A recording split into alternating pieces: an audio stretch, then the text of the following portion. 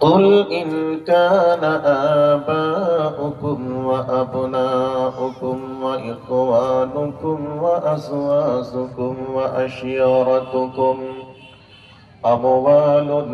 اقترفتموها وتجارة تخشون كسدها ومساكن ترضونها أحب إليكم من الله ورسوله وجهاد في سبيله فتربصوا حتى يأتي الله بأمره والله لا يهدي القوم الفاسقين بسم الله الرحمن الرحيم أفتؤمنون ببعض الكتاب وتكفرون ببعض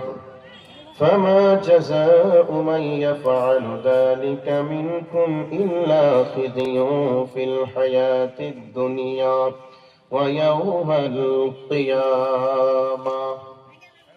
وقال النبي صلى الله عليه وسلم تركت فيكم أمرين لن تزلوا ما تمسكتم بهما كتاب الله وسنة رسولي وقال النبي صلى الله عليه وسلم الكفر ملة واحدة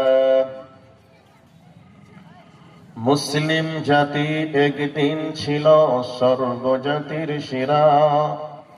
সেই মুসলিম ছিল কোরআন হাদিস দিয়ে ঘিরা রচিল তাহার নিজ তাজা খনি বিশ্বের ইতিহাস সেই মুসলিম আজ বিশ্বের কাছে হইয়াছে পরিহাস ওহ জামানা মে मुअज़्ज़ज़ थे अहले कुरआन होकर और हम ज़लील और ख़ोर हुए तारीख़े कुरआन होकर।